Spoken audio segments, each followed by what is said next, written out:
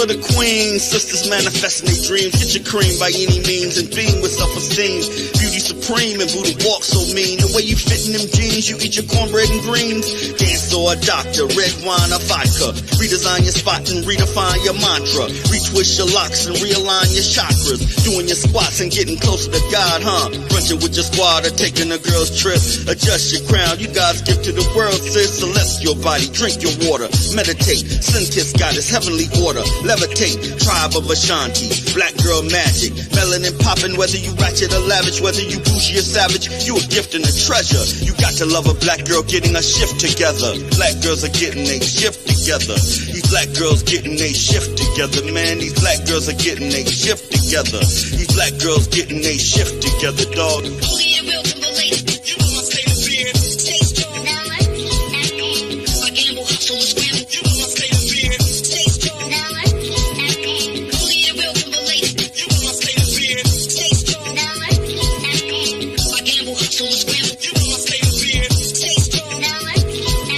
When God made you, boo, you know he showed out. Mahogany enchantress, blessings overflow now. Picture of success, seductive silhouettes on a spiritual quest. Manifest and be blessed. Mother, sister, auntie, tribe of Ashanti. Rocking your locks, I got a close crop blondie. The curse and the gift, uplift, apply pressure.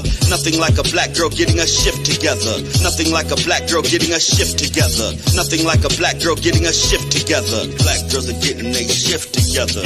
Black girls are getting a shift together, man. These black girls are getting a shift together, man. These black girls are getting a shift together.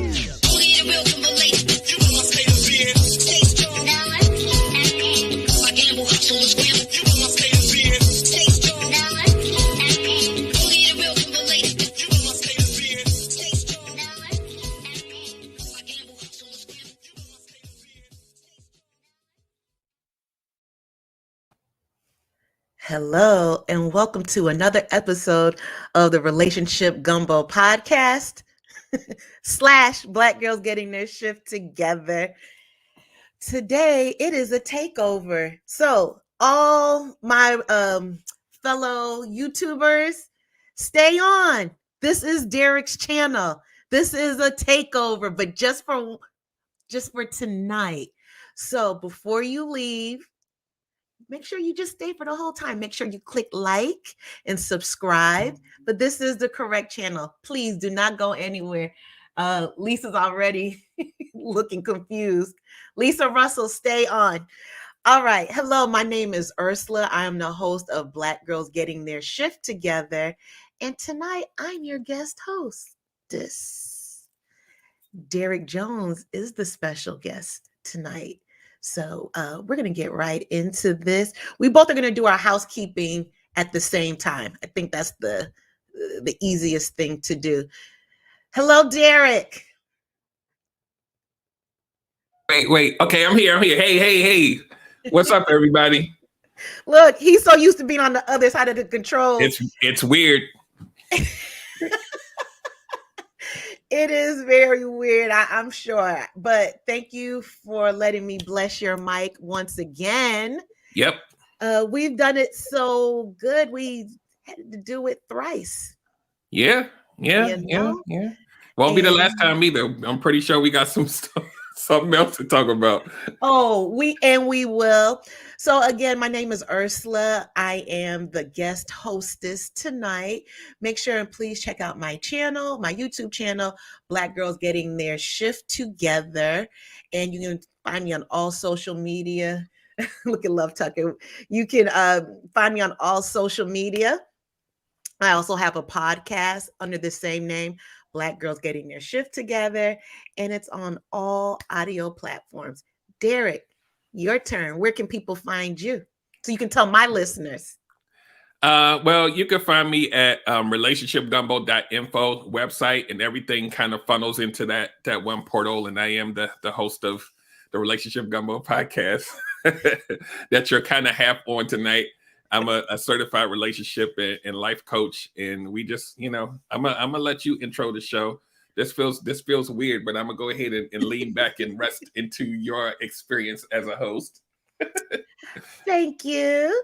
Everyone, please tell me hello. Tell Derrick hello. Make sure and type, where are you tuning in from? I know there's one person on right now. He's tuning in from Germany. His name is What the Funk. And he is a listener. So hopefully he'll be a listener for you, Derrick. And if this is the replay, make sure and type replay in the comment section. You can show a little love. And make sure when you check out Derrick and our podcast, make sure and give us a 5-star review, because I know you're enjoying the channels. All right, let's get right into it tonight. I will say this. Tonight's show is about decoding predatory dating practices. And when I put this flyer out, it was extremely triggering. Yeah. And Yep. you know, this story never gets old at all.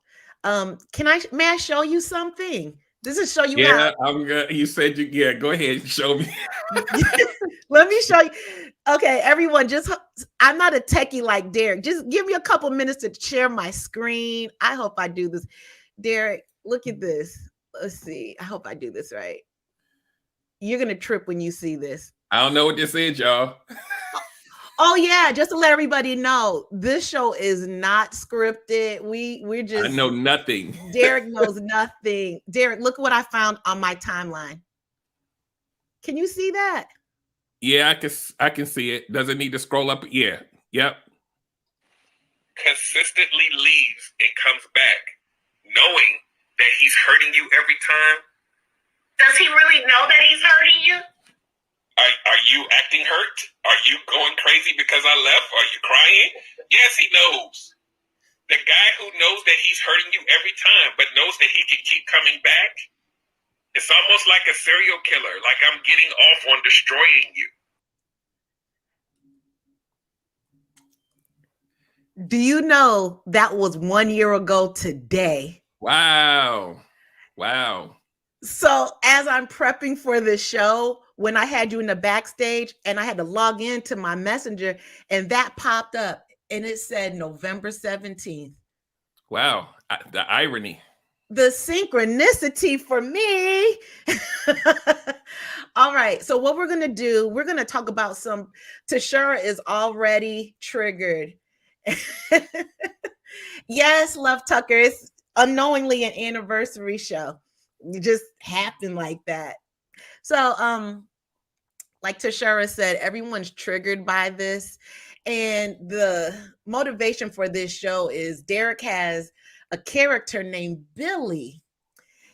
We're going to talk about Billy a little later. Hi, AL. We're going to talk about him a little later, but this predatory dating practices, does it ever get old, Derrick?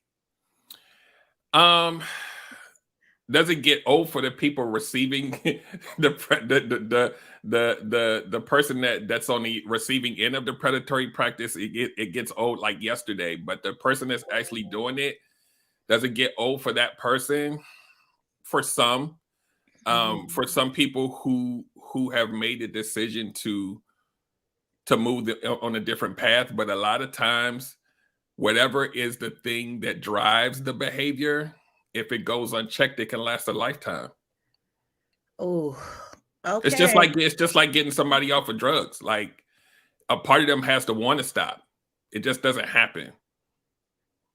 So what is it about someone who doesn't want to stop? Do they not know how? Do they not care? Is it boring? So it could be all of the above, right? Mm-hmm. It could be something that has been, it could be something from childhood, could be some traumas they had in the past, could be some learned behavior that they've been socialized. You know how a lot of times I'll talk about men specifically right now, you know, you get socialized by like your uncles. They'll tell you to move a certain way. And if you reap the benefits of the behavior, there's a part of your brain that it's exciting. And then when something happens and it goes away, then you got to replace it, just like a drug, right? Right. So subconsciously, the person may not know how to stop because the gratification is so high, right? That doesn't excuse the behavior, but it's extremely gratifying if that thing that you are trying to mask, the trauma that you are trying to push back, if it's in your mind, if it's working, what's your motivation for stopping? If you don't want to feel like the hurt, you don't want to feel the pain. It's really a lesson in a dysfunctional way, being in control. So can you explain that? So instead of the trauma affecting me, right? The past trauma can affect me if I control it, and any future traumas. So like if you intend on hurting me, if I hurt you first, I win. So I don't have to experience that again. I'm in control, even in the dysfunction. Even if I have to hurt you in order for me to get what I want out of the deal, I control it. So I don't have to feel hurting. You can't hurt me if I'm doing the hurting. So it's almost like a defense mechanism built into all of the predatory trauma, because predator doesn't necessarily mean it is my intent to prey on you, more so than it's my intent to make sure that I don't get hurt. So predatory practices is a part of the manipulation game in order for me to get to whatever my end is, which is I don't want to be hurt first. Do you think it's almost, I'm sorry. Do you think it's almost self-sabotaging? Yeah, it is. It is. Because what ends up happening is sometimes you do it so much that's almost on autopilot, right? Like sometimes that subconscious need for that validation, a lot of it's validation, gratification, control. It feels good to know that you are in control. Right. Even though consciously that what you're doing isn't right, you still control the narrative. And when you run into human beings on the street, they're all different. So now you have to create something that is palatable enough for that person to let you in. Even though you have no intentions to stay, if that gratification is 2 days, 2 months, 2 years, if I'm getting the benefits out of it, I need to keep the behavior going so that I don't have to. It's a validation for a lot of people. A lot of people think that this behavior is only about sex. It's not. It's not, but that definitely makes it complicated. Oh my God. Yeah. Yeah. You can't put this behavior into like, yes, there's hurting you and not hurting you. Those are two big boxes, but the smaller box, you can't relegate that behavior into one category to really understand it fully. And I think that's part of the purpose of this show, is not to say that this behavior is okay.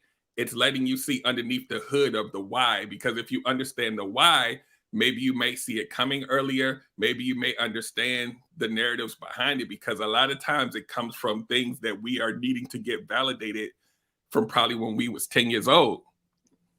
And most people who do it will never be able to articulate it that way, because they're in that mode of, they think, and a lot of them don't even think there's anything wrong with it. Oh no, because they're almost as if they're an autopilot and they just go with what, it's just like driving a car. If I'm driving from my house, just say to your house, if we lived in the same city, I see a red light, I just know innately I'm just going to stop. It's just autopilot. Yep. And you're right. They will not have words for it, but those actions. You have to understand too that a true commitment for any human being, but especially for a predator, if I commit to you in the conventional sense, it also opens up the door to be vulnerable. And vulnerable could be the path to pain. So why commit? I'm going to get as much benefit out of you as possible until it runs dry, till you may figure out what I'm doing. Maybe something happens and then I got to leave because you caught me. But before that time between meeting you and that, I'm so triggered.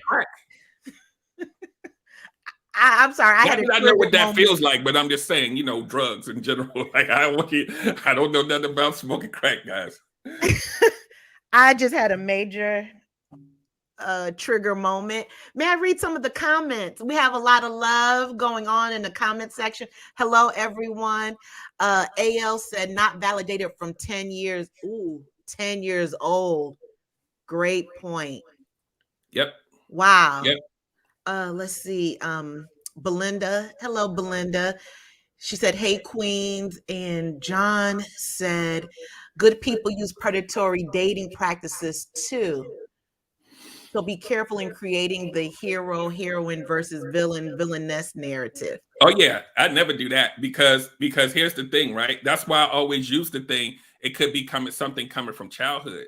Like sometimes people have an innate need to chase after something that they're missing or something, that whole attachment style thing. If you're not aware, you talk about it all the time. If you're not aware of that, it's something that your subconscious is chasing it. And sometimes you run into people that may be resistant to it. And then you have to create a narrative in order for you to receive, even if it's just attention. Some people, it's just about attention. They need constant attention. That doesn't mean that they're an evil person, but the outcomes could be, treacherous at times, depending on who you're dealing with. The word treacherous definitely is a good adjective. And I swear by that attachment style test. It really puts the puzzle together because there's always something running in a back window. Yep. It's always there. So whether you have the words or not, but actions definitely show it on both ends, the receiver and the giver. So if anyone else is feeling a little triggered or big triggered, just put a light bulb emoji in the comment section and someone do it for me. Yeah, and I do want to touch on something really quick. When I talk, I keep saying this for a reason.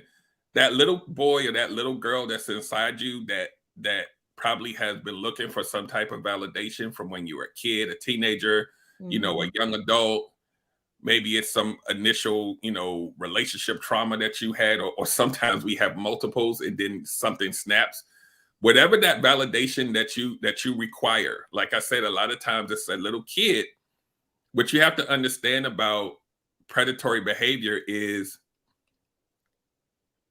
a lot of times the predator, whether knowingly or unknowingly, right? Because to John's point, we don't want to create always a villain, and a hero villain, all of this. It's really it's a lesson in human behavior. Mm-hmm. The person who is the predator, a lot of times is looking to see what age you are on the inside. I need y'all to catch this. There's some people whose relationship skill growth has been stunted at a certain age. Mm-hmm. And when you're out here in these streets, it's very easy to tell how grown up your relationship skills are. And when those relationship skills are very low, it's very easy to prey on these type of people because that they have not matured in this realm. They may be doctors. They may have, a whole family. They may have 3 kids, and they're experienced in being a mom. They're experienced in corporate America. But this relationship thing, they might be 40 years old with a 16-year-old mindset.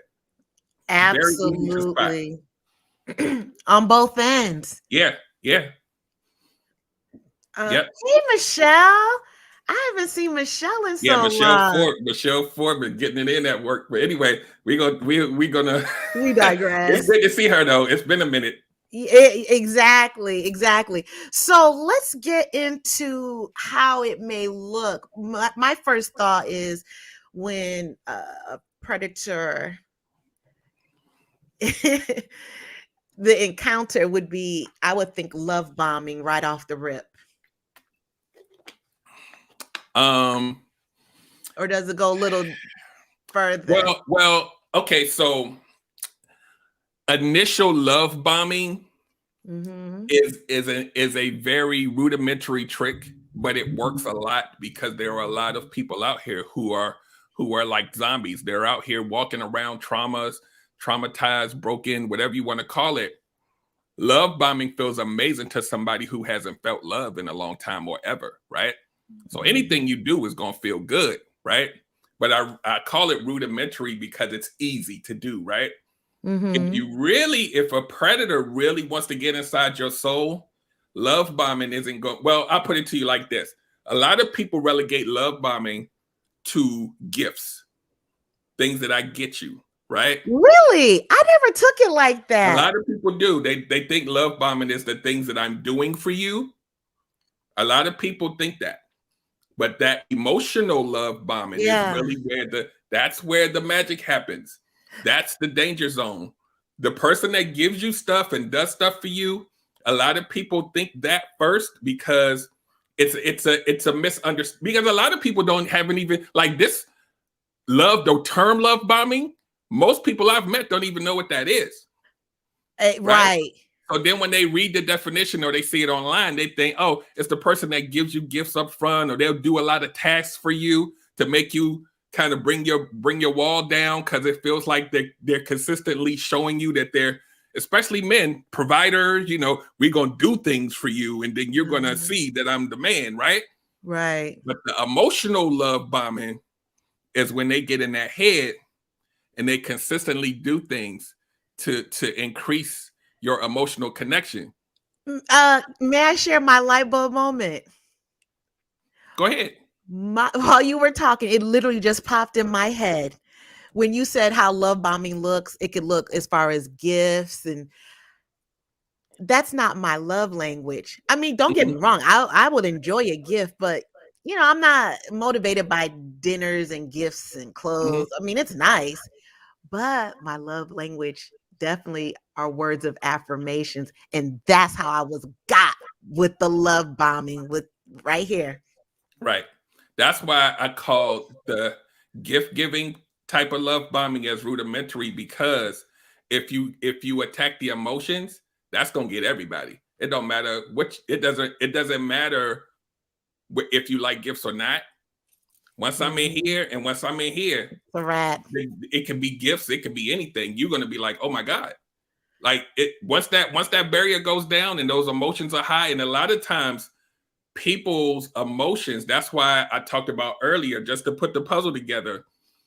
When you're that 16-year-old relationship model on the inside of your body, you don't know how to regulate those emotions. That's why this behavior works so well, because those emotions don't really know, you don't really have full control over them. These things work really fast, like days in a week. It's like, oh my God, I met this most amazing person and we've been on the phone for 8 hours every night for a whole week. And oh my God, it's a done deal. It's a wrap. And it's only been a few days. That means you have no vetting process. You have no, there's these anomalies where, you talk to somebody for 8 hours every day and they're married for 40 years. We're not talking about those people. I'm talking about you haven't asked any questions. Just feels, it's vibes and feelings. It's that drug. It's that initial shoot up, and you just chase that. That's it. Yeah. May I read some comments? Everyone's putting some great comments, and thank you all for every comment that you've posted. AL said that they're not triggered but enlightened, and the light is on for issues of validation and attracting predators and toxicity. And they gave some light bulb emojis, and dope discussions live with Erica, who's my co-host in Tashura Talks. Talk about that in a minute.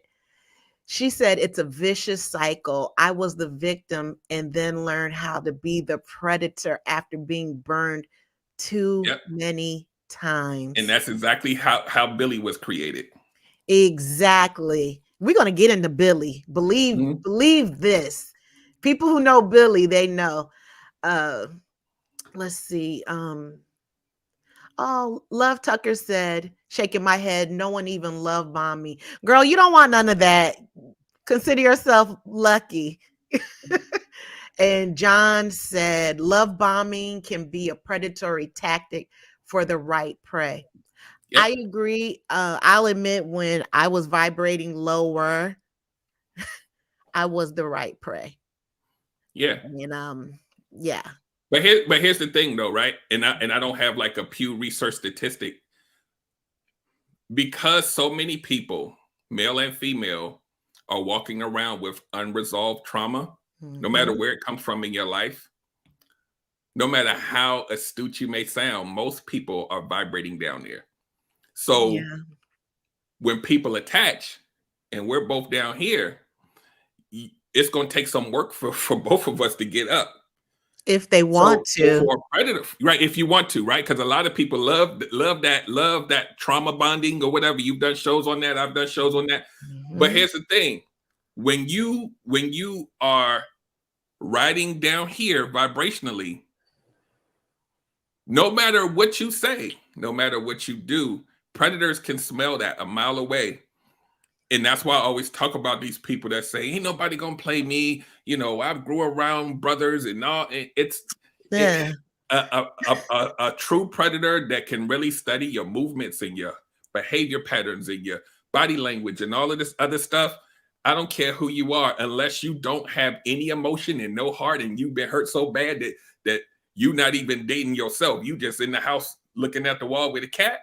That person, no, I don't have nothing for you. But people out here that will say, if it happens one day, I'd be open to it, but it has to be right and all of that. Those type of people, they still, it's something still in you that still has some kind of emotion. Those are the people that need to have the boundaries and the discernment and all of that stuff, because you don't want to be shut off to where nobody can ever, talk to you or get in or whatever. You don't want to be that person, because we're a social creature.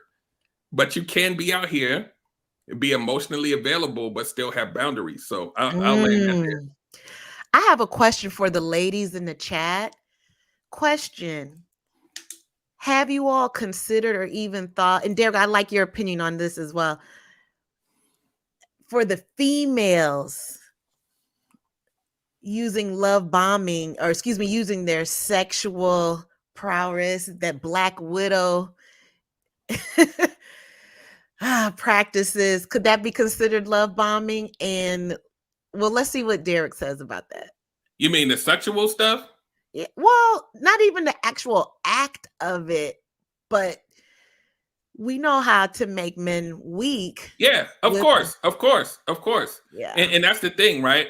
When women do that, when you use not even just the actual act, but just, I forget what it's called, but that thing y'all do that kind of make us curious, that kind of make us want it, but you can't just have it yet. That whole push and pull thing, that control, right? Exactly. So when you're a predator in that way, it's still about control, because ultimately there's a mission, there's a goal that you have. Whatever that goal is, you're going to have to do some kind of manipulation and get it.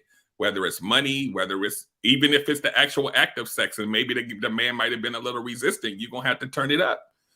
So it still comes from the, it's still manipulation.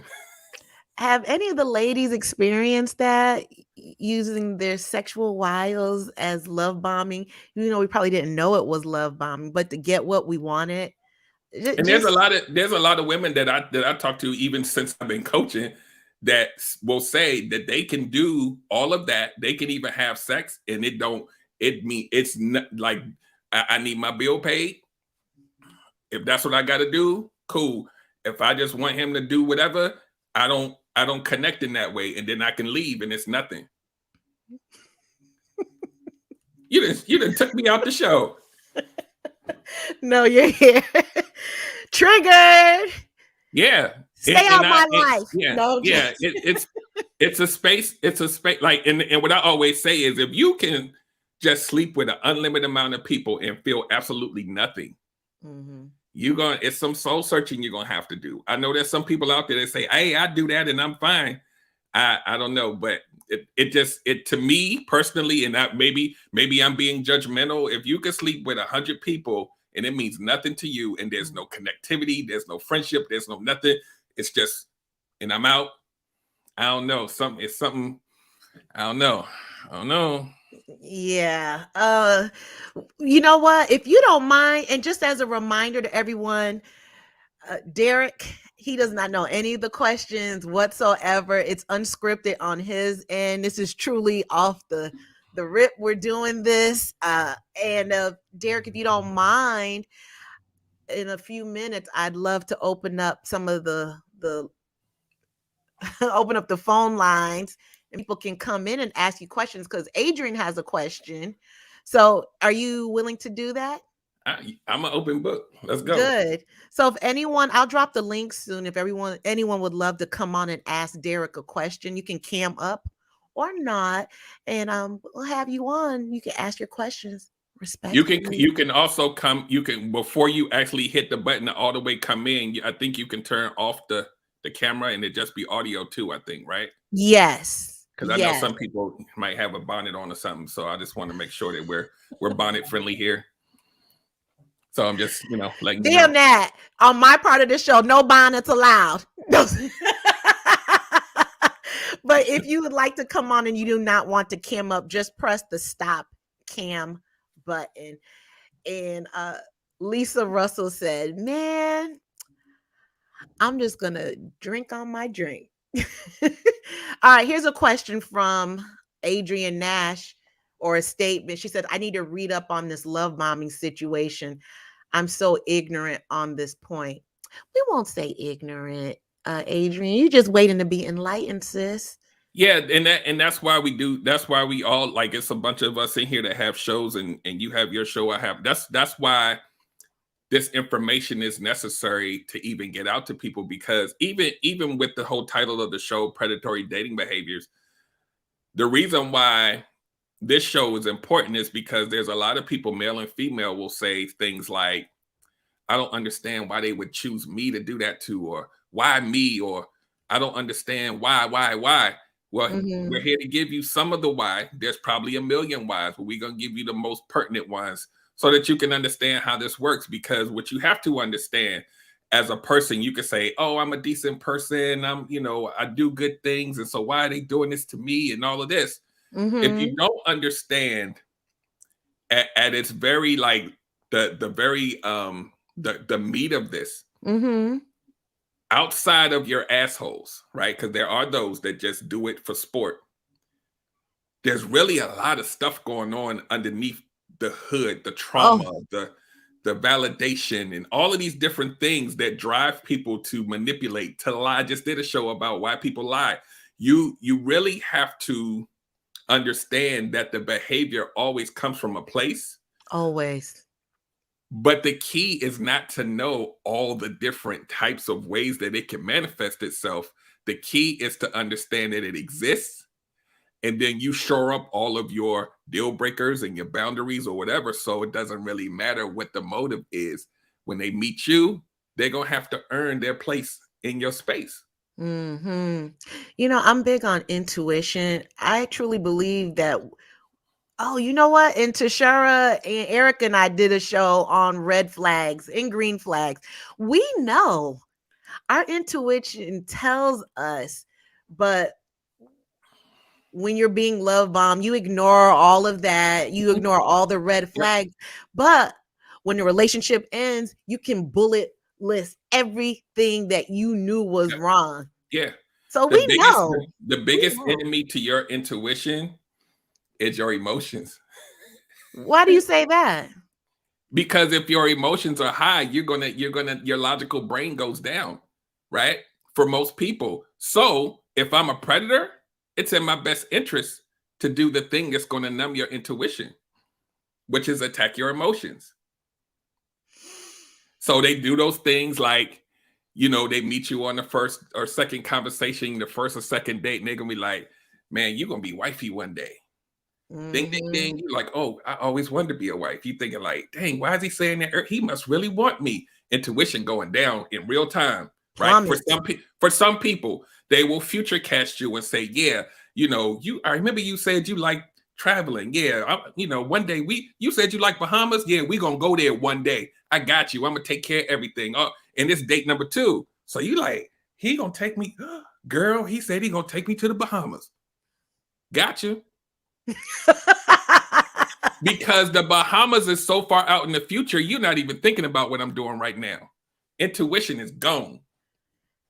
Yeah, out the window, definitely. Tashara said exactly. When emotions are involved, logic goes out the window. And John said, hindsight is 20/20. And sometimes we are arrogant but that's hard to admit when you lose. Yep. You do not ever want to admit that somebody got you. But you gotta, if you do not take inventory of your relationships and where you've been and the hurts and the pains and really look at and see, most of us have a pattern. We just don't know what that pattern is. You got to figure out why you have that pattern, not about why they hurt you, because you want the closure and why did you hurt? Stop. You got to figure out why you are such good prey for everybody that's preying on people. They keep finding you and they like, that one is, because you got to understand this. A predator or a predatory type person, no matter what the motive is, right? Mm-hmm. And we talked about all of them not doing it because they're just an evil villain. Sometimes it's a selfish way to validate something that they are missing or that they need, or, you know, it could be anything. A predator, once they see you and they see boundaries, oh, they're gone. They see that you're not really gonna give it, because there's tests that you give people to see what they're gonna fall for. You want to come over my house? Let me cook you dinner. I know I haven't met you yet, but I figure, you know, instead of spending all that money, and you like, okay, it's a test to see what it's going to take, right? So if I'm doing all of these tests, right, little tests that you may not even know what they are, it's measuring your temperature so that I'll know what my plan of attack is. So the whole thing is, if I meet a woman that says, hold on, that doesn't feel right, right? Intuition kicking in. Wait, he's not as available as he said he was when we was talking. Something don't feel right. If I run into this woman and she says, look, something don't feel right, I don't know what you got going on, but it's off. It feels so off that I'm not willing to deal with it.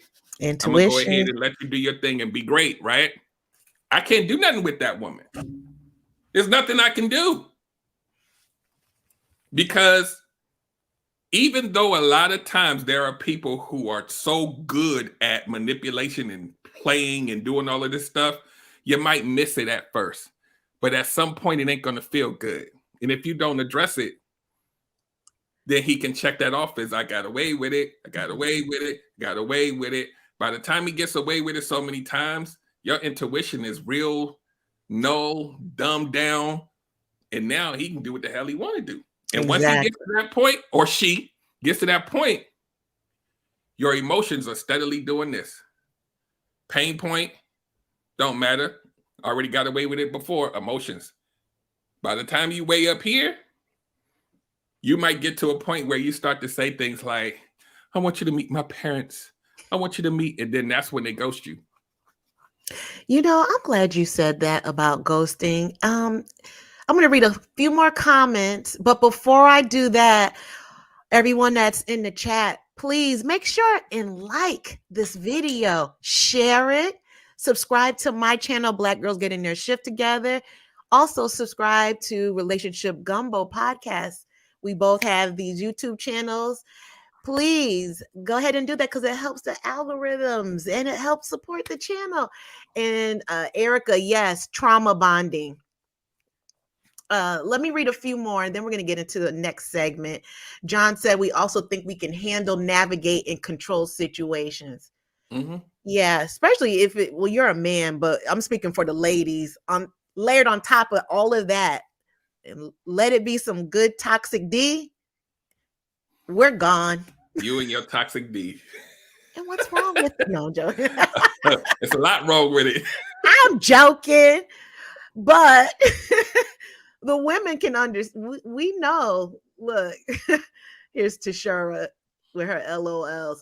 So Adrian said, I believe that people do rotten things because they have some rottenness, not because there's something wrong with me. Great self-awareness. And Quincy said, wait, anyways. So we're going to go into this next segment. And this was a good segue. Tony Watts, he said he's out here in these streets waiting for Billy to snitch. Billy has entered the room.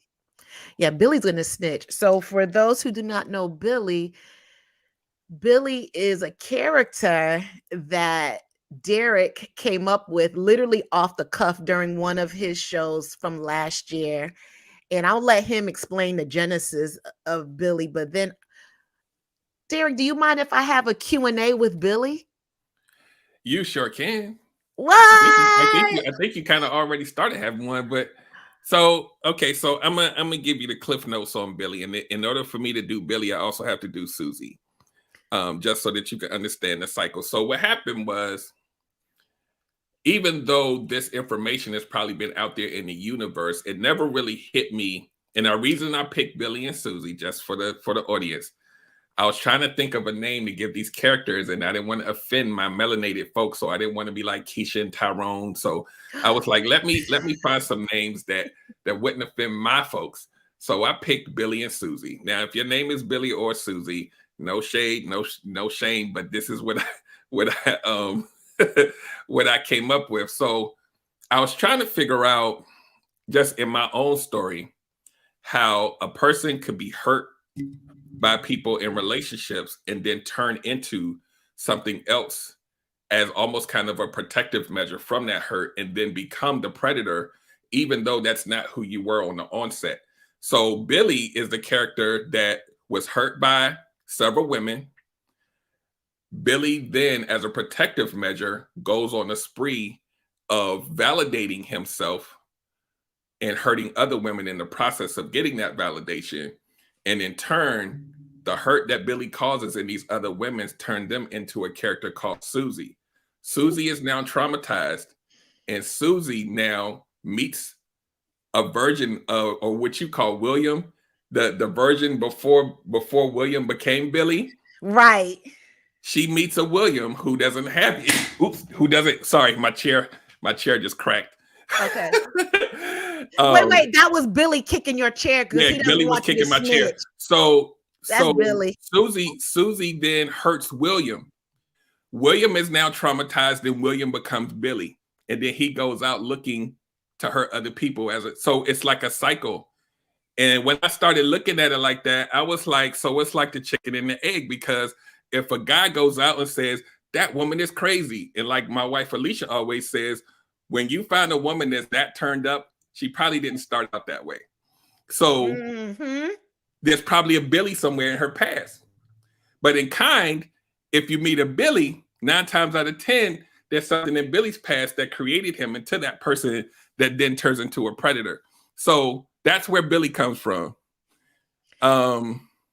And if you want to watch the show, we had a hard time finding it because we both have produced several shows, but we're going to work on that. And through one of our social medias, we'll drop which episode, or you can always binge on Derrick's episodes.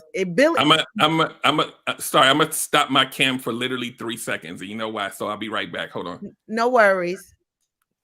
So what we're going to do is, definitely check out his channel, because Billy sprinkled through most of his segments. I'm going to read a couple of comments. And Erica, yes, we are going to drop that link in a couple of minutes. And Erica said that chair, that's karma coming from Billy. Yep. And Quincy said, this sounds like how COVID C-19 spreads. It's very true, though, how people carry baggage into someone else's life and corrupt them. That is absolutely like C-19. People are walking around asymptomatic, have no idea, and they're just infecting people. Person to person. And here's the kicker. If Billy or Susie have a kid together, that child inherits that trauma. Jesus. And then you create a Billy or a Susie in your offspring that doesn't even have to go through the relationship trauma. They start out that way, and then they create, and then the cycle still continues. Yeah, they're made in the womb. Yep. And before we get into asking Billy questions, just know, listeners, this is not a male bashing session, because we about to get in. That's another episode. We're going to get in Susie's ass in another episode. But tonight we're going to focus on Billy. Fair? Fair. Fair. All right. So I had some questions from some people who have watched the show and know about Billy. Mhm. So here we go. Derrick just transformed into Billy. Okay. Oh yeah, I wish I had a Billy costume, but I don't. All right, Billy, how are you tonight? I'm fine. I wish I had a different voice too, but Don't worry. Okay, we have a question, Billy. Mhm. First of all, why would a guy who you had a good connection with, why would they ghost me? So the overarching answer for this, because there may be multiple reasons, but a lot of times when people in general ghost, even though the connection feels good, you have to now go back to a little bit earlier in the conversation tonight. That connection may feel good because that's the intention of the person to make you feel good. When they ghost you, the ghosting primarily is because a lot of times people they want closure. They want to know why you're leaving. They want an explanation of why they're not good enough and all of these things, right? Doesn't happen with everyone, but a lot of people, especially women, they want to know why. They want to know, I need closure. Why are you not picking up the phone? And the ghoster is waging his bets that you're probably one of those type of people. So instead of trying to figure out if you are that type of person or not, ghosting is a way for me to not have a conversation that's probably longer than I've known you, just to tell you that you're not it for me. Get it? So whether it makes sense or not, a lot of times it's hurtful because it feels like you're in the honeymoon stage and then they disappear. 9 times out of 10, it got to a point where they wasn't ready to go, like meet my parents or what are we? That person is going to ghost you because at that point, you're so emotionally tuned up that departure is going to elicit a conversation that you don't want to have. Cowardly and selfishly, you don't want to have that conversation because now you have to explain to this person why you want to leave them, even though you've already sold them a dream. So they would rather go ahead and suffer the consequences of being inaccessible and letting you hurt over there as opposed to hurting in my face. When in reality, the closure is the disappearance. Exactly. That's what I was just about to say.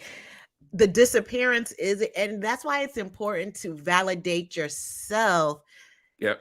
Intrinsically, because when you look for that external validation, that's what keeps you stuck. I'm sorry. I'm looking at Wiz comment. Yeah, I saw that too. Do you know who that is? Nope. Okay, Wiz, I'm gonna need you to subscribe to our channels since you wanted to drop some gems in the comment section. But yeah, and the thing, real quick, just to piggyback on that, what you have to realize, those of us who need closure, you can want closure all day. Those of us who need closure in order for us to even move on with our lives, you are now trying to figure out why you didn't fit someone that wasn't supposed to be with you anyway. So why would you want to know what you did wrong with a person who has been dysfunctional? You don't want to know how you fit there because you're not supposed to. Exactly. So the closure be damned. Even if that person told you, well, you know, I wish you would have rubbed my pinky toe more. I wish you, and that's why I left. Well, maybe you don't, not obviously that's not the person for you because they did that thing, they left or whatever it is. Why would you want to know how to fit them after the fact? Right. Here's a question. AL said, oh, yes, I got an answer for that. Let's go. Okay. They wanted to know, but why does the ghoster call back 6 months later? Why? I got so that too. Here's the answer to that. No, we want Billy to answer that. Billy's answering it. Oh, my fault. Go ahead, sir. Yeah, Billy's already here. The answer to that is, let's say that I'm a predator and I've preyed upon you. And the only reason that I would choose you is that I found a chink in your armor. There's a vulnerability that I exploited. There's an emotional weakness that I may have exploited. I got you in your happy place, the emotions. We riding that. because I'm getting benefits out of it, whether it's sex, whether it's time, whether it's money, whatever it is. I'm riding that. It feels good. I get to the point where I have to now ghost you because it's getting too far gone.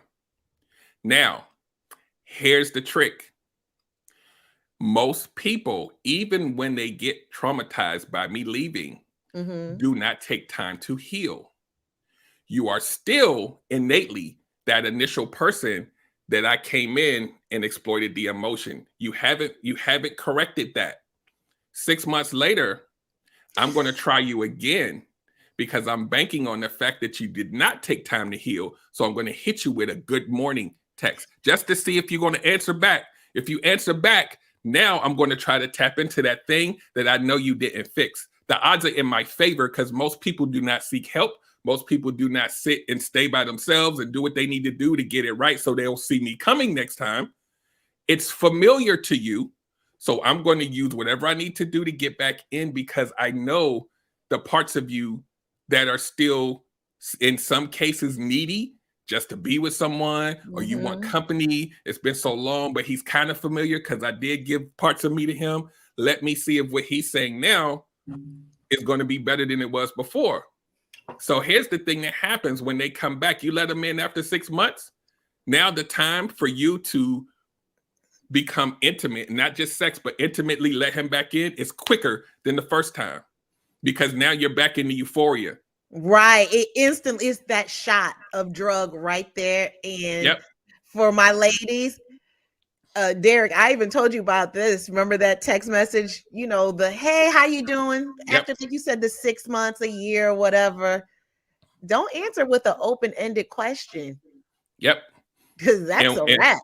And when that person comes back 6 months and you let them back in, prepare to be re-ghosted because it's going to happen again. It sure will. Erica said, closure is a myth. You will not. Okay, this is a gem. You will not get healing from the same person who hurt you. And Patrice said that Derrick is speaking facts on facts on facts on facts. And we have another question. AL said, so Billy intentionally wants to cause pain. Is this why he gets cursed out in chat? So look, so here's the answer to that. Wait, right? and then he says that the woman is crazy. Yeah.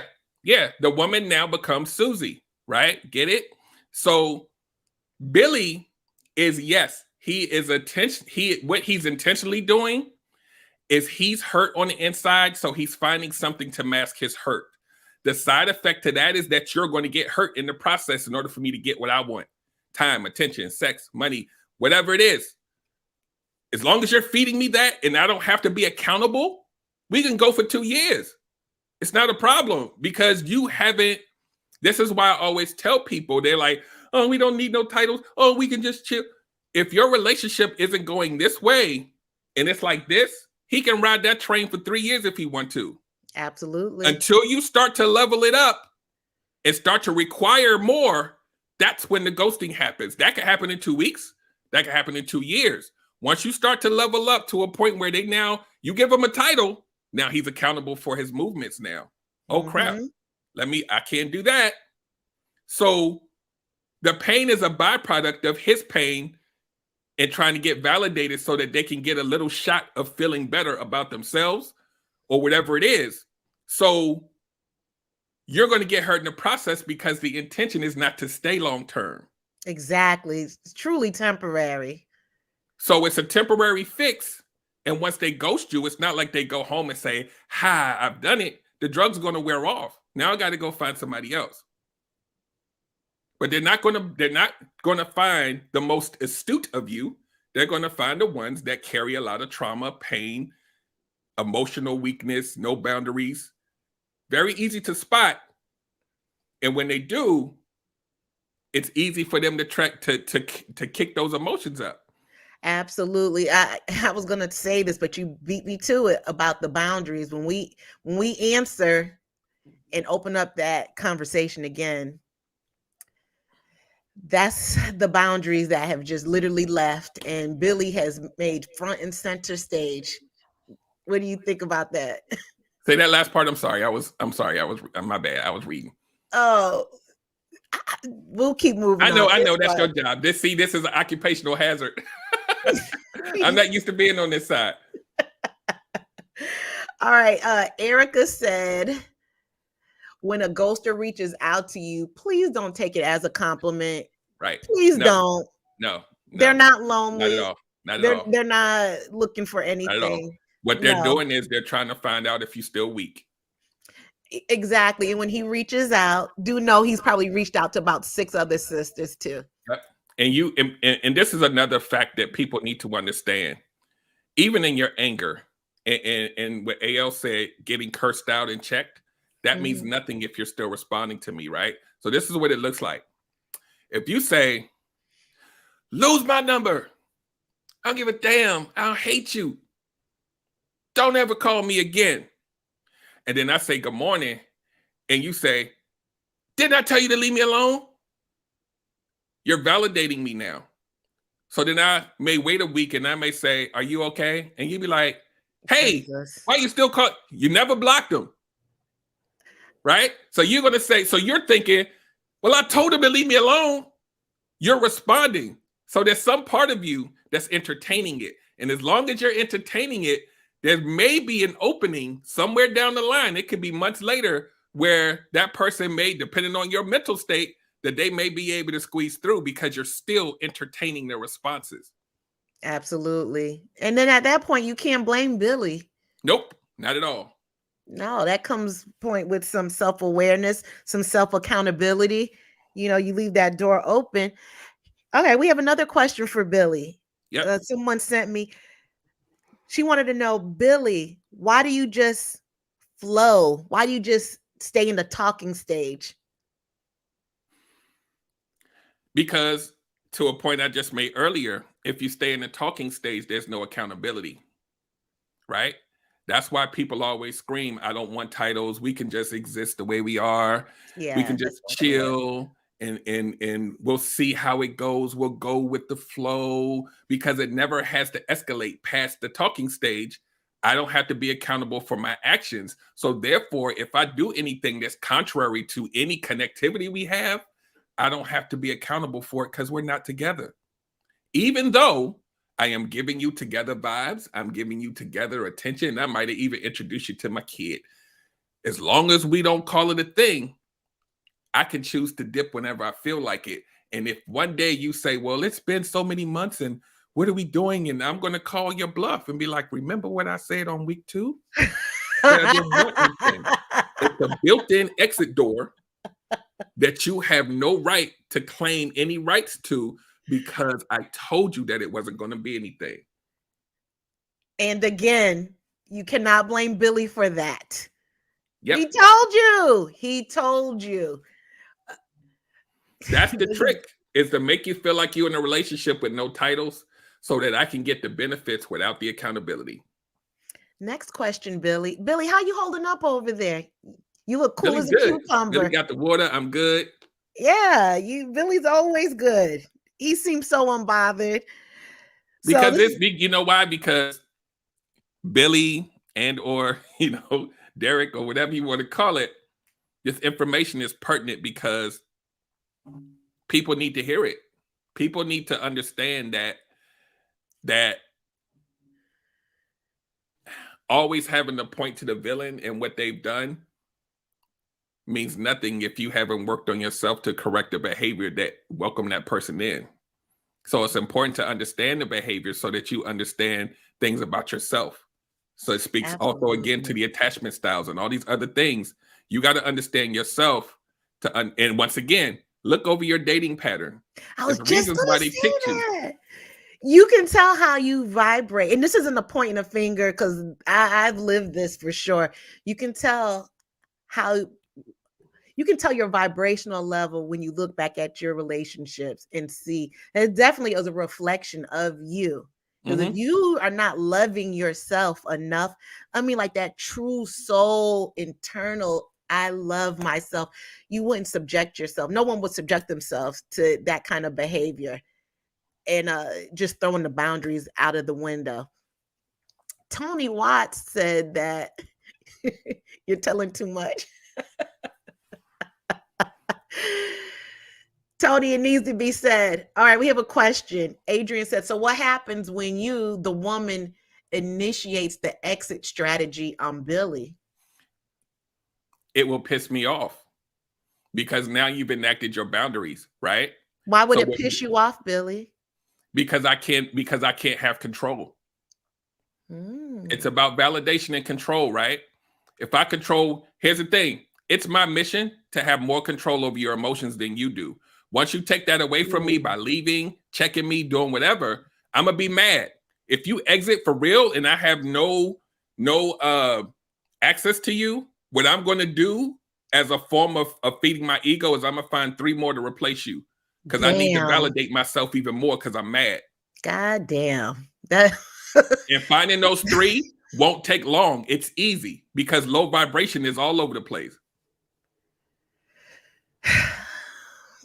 Yeah, you just dropped the bomb right there. So Patrice Garner said, some people are just a glutton for punishment, in my humble opinion, doing the same thing and expecting different results. That's called insanity. That's called trauma bonding. Here's the context in that. If you do not take the time, meaning detoxing from even just dealing with people so you can understand what you really want. If you don't take the time, the traumatic thing that's making you repeat this behavior, we can call it insanity or not, we can call it mental health, whatever it is, you will then continue, even if you said, let me take off for 6 months. If in that 6 months you haven't done any, and here's the second part, you may not know how to fix you. Most of us don't. So in that 6 months, you'll say, well, I haven't talked to anybody in 6 months, so now I'm ready to go back out. No, you're not. No. You're not. Because you may say one thing, but your actions still, even those small little nuances, that goes to show you're not ready. And it's not a judgment again. It's just, it's the more you know. And here's another thing too that I just, thought about. Let's say you say, in order to protect myself, because I've been hurt so much and my pattern has been so toxic and I keep picking them or they keep picking me, whatever. I'm not going to date anybody for 2-3 years just to make sure that I'm safe. When the time comes that you now want to reintegrate back into society again and start dating again, you're still not ready if you haven't done any type of work and you have 3 years of not socializing with humans or the opposite sex or whatever you choose. Wow. So you're still green because as we know, like the meme always says, outside today ain't the same outside it was 10 years ago. You now have to know the nuances of the dating game, and you've missed 3 years of even just having communication and seeing how the dialogue works and going out on maybe just hanging out with somebody just to kind of have that human interaction. You've missed all of that. So now you're going back out in the dating field with 3 years lacking of human interaction skills. Predators will spot you in 2 seconds. Wow, that is so true. So true. Tony Watts said, check bait. What we're going to do, if you all are ready, I'm going to drop the line. And if anyone would like to come in and ask Billy a question, respectfully. Yep, that's right. The floor is yours.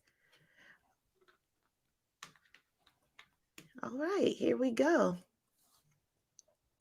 So let's see. So the other questions. Oh, wait. Let me read this this post that G Jack 35. We both know her on Instagram. Yeah. I loved it. The meme said, stop going back to people whose energy constantly drains you. Yeah. You deserve to be loved, encouraged, and challenged to grow. Spend more time with those who inspire and uplift. Yep. Spend less time with the energy vampires and the ones who leave you drained and tired. I love that. Yeah. And again, this speaks to you taking ownership of your choices. If you're in a perpetual state of saying, why do they keep doing this to me? It's the wrong question. Why do I keep doing it to myself? Right. That's the question. We Yep. have a caller. Let me guess who it is.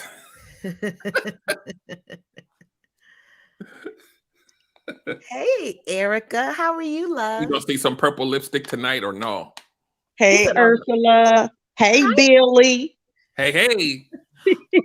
Oh, she asked for Billy. So Erica, is your question for Billy or is it for Derrick? Oh, I'm talking to Billy. Oh, okay. Let's go. Billy, we have Erica on the line. All right, Erica, thank you for coming in. Please ask your question to Billy. Yeah, I had a question. I couldn't type all of that in the comments, so I had to come on. So, Billy, when you're choosing your victims, when and when you're deciding, the different tactics that you're going to use on them to gain control in the situation, have you ever had a situation where you played a game, it backfired on you, and you had to go back and regroup and try something else? With the same person? Yes. Oh, absolutely.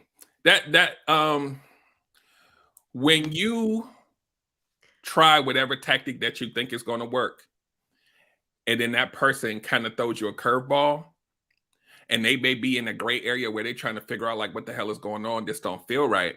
You got to go back in looking at how they've deflected you over here. So like, let's say for an example, I'm trying to love bomb you, right? I'm buying you some gifts. And you say, I don't like gifts.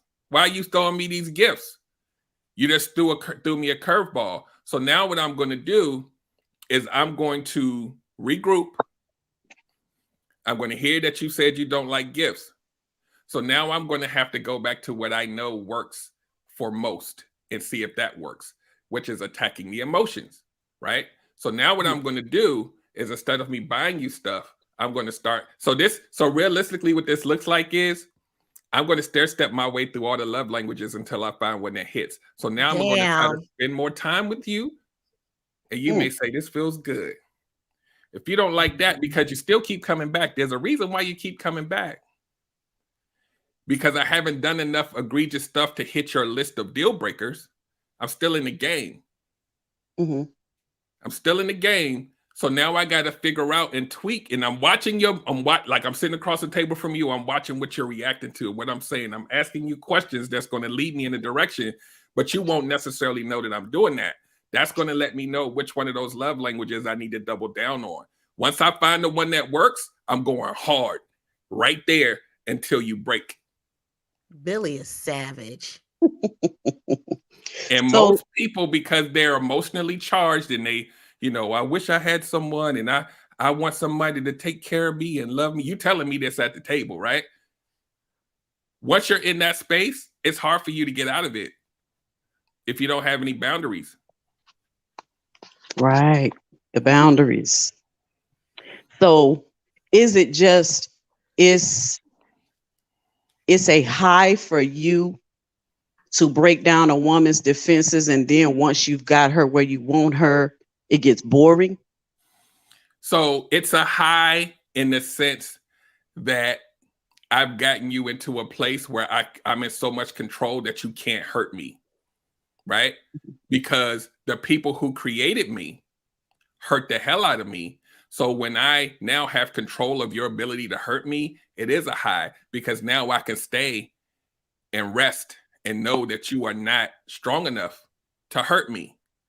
So again, once there gets to a point where I have to be accountable, you want to step the relationship up to so it's not even about me going up until I get my fill. I'm going to go long enough until you say this is enough. So it's really not about me stopping it. It's about what you're asking of me that's going to stop it. You want me to start meeting your friends and taking selfies and put me on Instagram? Hold on, man. Hold on. We're not together. Once you say, but we've been spending time 6 months. What's wrong with the selfie? Bye. Because you're going to keep pushing the issue because you want it to be more. Oh, may I interject? I just had a light bulb moment when I had a narcissistic relationship, when I actually started holding boundaries, because I had none, which is why I stayed in it.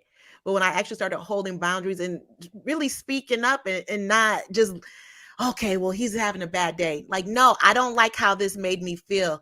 Do you know I was dumped within 2 weeks? A week, excuse me, within a week. Because I was holding him accountable. He was like, okay, gone.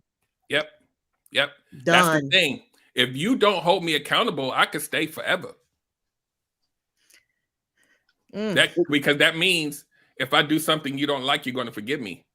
And you're going to keep doing it until that logic kicks in, and then you be like, wait, that don't feel right. And once you start digging into the what, I see what you. Oh, wait, I see that. It's time to go. And for some people, the logic takes years to kick in.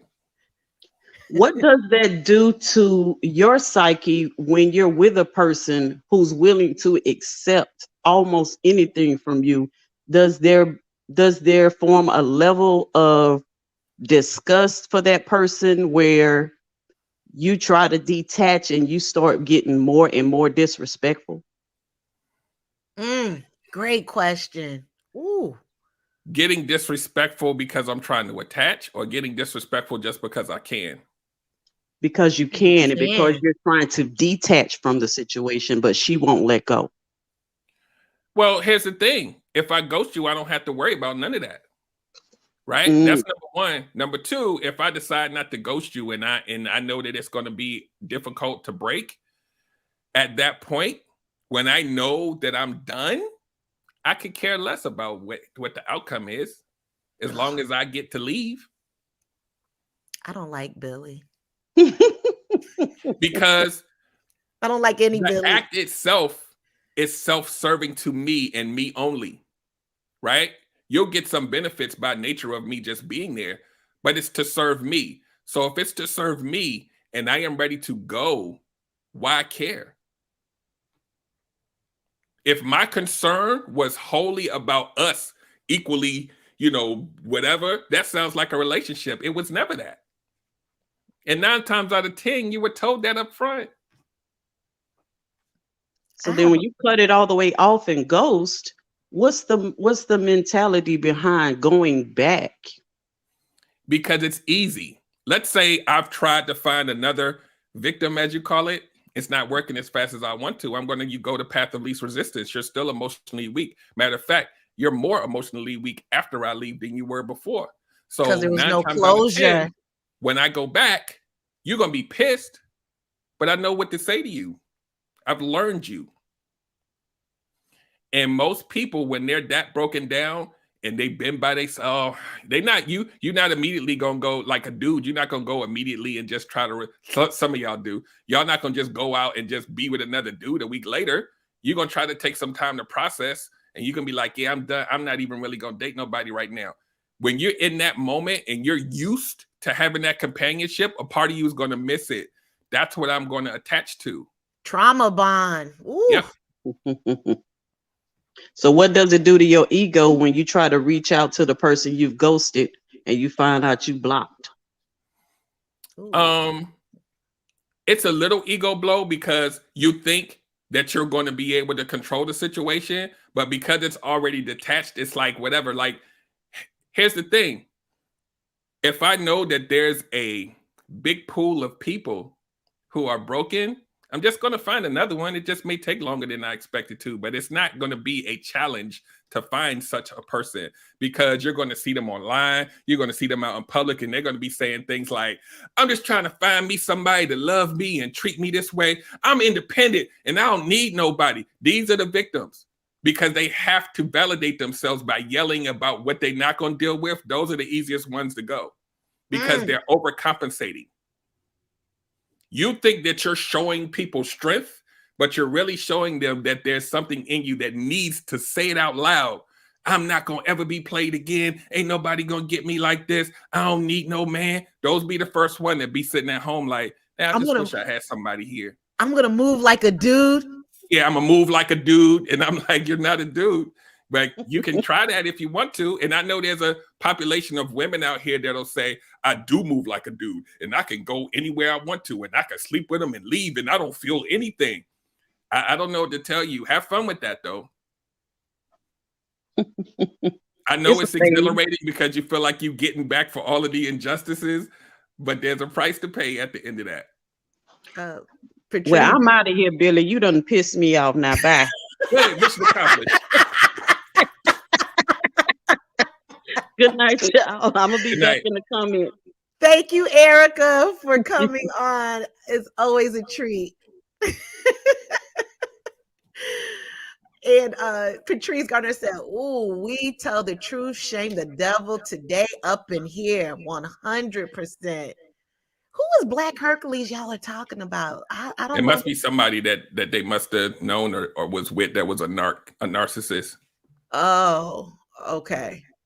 Who is this guy? I'm not even going to put it up there. You don't know? No, him? I don't. Yeah, let's do this.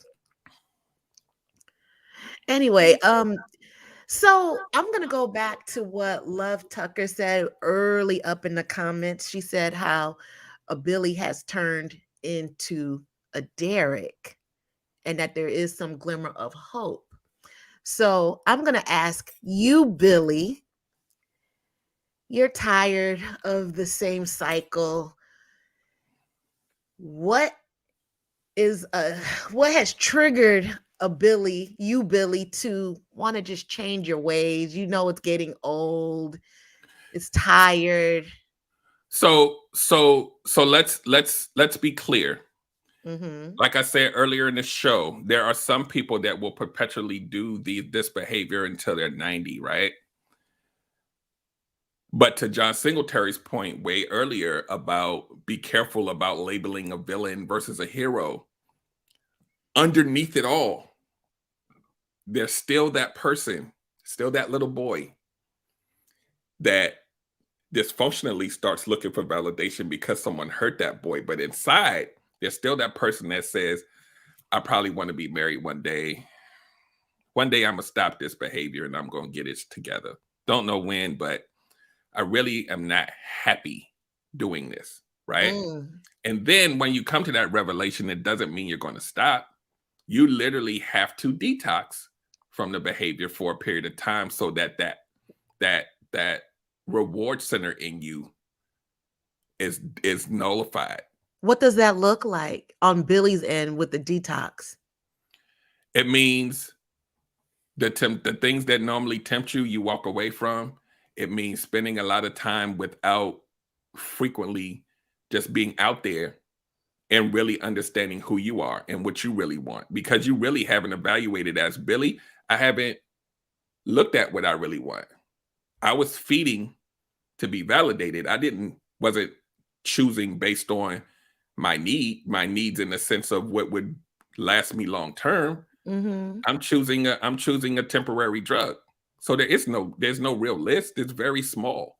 Right. So when you stop the behavior and you detox from it, and you also look at what you want, and you build the list that I tell men and women, the deal breakers, all this other kind of stuff, then you reintegrate yourself back into just going out in general.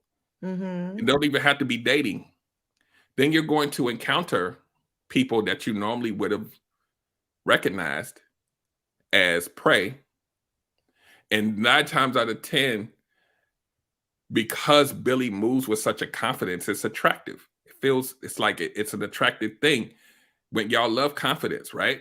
So Absolutely. When that person now is attracted to the confidence, Billy says, I know what this looks like. I'm good. Mm-hmm. And then it keeps happening, and you have to navigate your way through knowing that there's a bigger purpose now than the little purpose that you have of just validating yourself. Now, does it happen to everyone who embodies the Billy character? No, because y'all know there's people that's 60 and 70 that's still out here at the club with the suit on, right? Exactly. But when you come to that revelation, you have to take steps to detox yourself from it. in order to get a better result. And once you get to that point, it's the same thing anybody would have to do if they've had a toxic background. Whether you're the predator, whether you're the victim, you still need to detox and figure out what you want. So you still arrive at the same point. Once you do that, then you vibrate different. Your vision changes. And then you'll be able to welcome in better candidates. That's very interesting. Well, I was going to ask you another question, but we'll let our lovely Adrian. She said, "What are the benefits of my interactions with Billy?" The benefits, as in lessons learned, or benefits while you're in it? I can answer both. That way it'll cover, because I don't know how long it'll take her to answer that. But Adrian, you can always come on if you like. You don't have to cam up. It's up to you. I'll drop the link again just in case, but go ahead. The benefit that you get when you are detached from Billy is that you'll be able to, in a perfect world, you'll be able to look back at your experience and realize where you were weak, right? You'll be able to see how he was able to get you, and then that will help you erect better boundaries later on. That's the benefit if he leaves you. If it's the benefits while you're with him, the benefits are you get to feel a euphoria like you've never had before in your life. Because he's going to know all the buttons to push. He's going to have the toxic D. He's going to have all of this stuff that's going to make you feel like $10 million. The downside to that is you're going to have to come down from that high like a ton of bricks. The crash is real. Yep. It's like caffeine and coffee. Eventually you're going to come down. You know, I had told you this before. I never thought I dated a Billy because I was dating, we'll say, a William, but they were still the emotional attachment, or the lack of it, was still there. It just looked different. So I learned that lesson. And that's the thing. Again, attachment style. How you attach to people, why you attach to the type of people you want, will point you to a certain type of Billy sometimes. Because not all doesn't always look the same. That's the thing that people get confused. Like, I'll see him, he'll look a certain way, or he'll act. No, you won't know. The only thing you're going to know is, hopefully, what your boundaries and things that are going to exclude people. You got to stick to that. And if you don't know that, don't date. Exactly. Oh, somebody popped in. I heard it. We have two people. AL, hold on. We're going to have Adrian come on. Hey, Adrian, how are you, my dear? Hey there, how are you? I'm lovely tonight, having some good conversation and some enlightenment. Thank you for coming on. What's your question, sis? Okay, so first of all, Black Hercules was trying to get me, but I didn't get got. Oh. Okay. Mm-hmm. Dare we ask for who Black Hercules is or was? Yeah, inquiring minds want to know. Not the person, but like, what did they represent? I mean, so if you could imagine Hercules black. Okay. It sounds like he has some toxic D. If you can actually, I called him Lucifer to his face. Oh my God. Jesus. Lucifer. Oh, wow. But no, listen, this was not entirely an insult, because Lucifer, as I understand it, was one of God's most beautiful angels. Right? Like, if you can imagine Hercules something like that made flesh.